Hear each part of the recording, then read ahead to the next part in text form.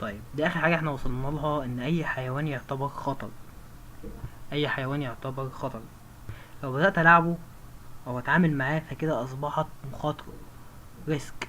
اي حاجة حيوان يعتبر هازارد، اتعاملت معاه بقى اصبح عندي ريسك. قال لي بكل بساطة في شيء له القدرة على ايه؟ على احداث ضرر، فده اسمه خطر. انما المخاطرة بكل بساطة التعرض، تمام، للخطر.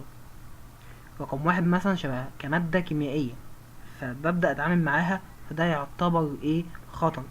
ابدأ اتعامل معاها ذات نفسها، يبقى ده ريسك. كمادة كيميائية بدأت اتعامل معاها برضو، وده اصبح ريسك.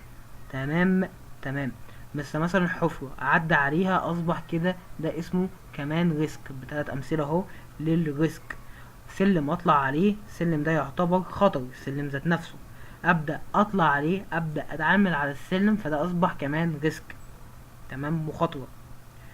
دوري انا في الموضوع ده كله ان انا احسب الريسك. انا جاي اتكلم اصلا عن الريسك اسسمنت، يعني انا دوري وجاي اعمل دي كلها وافرق بين، تمام، الاكسيدنت والنرمس والهازارد وكل دوت عشان اقارنه بالريسك. تمام. فدوري ان انا احسب الريسك. ده حساب الريسك، تمام، ده بيتوقف على ايه؟ قال لي على حاجتين. حاجه اسمها الاحتماليه، تمام، probability، تمام، الاحتماليه. وحاجه تانية اسمها شده الاصابه، serving severity severity، شده الاصابه.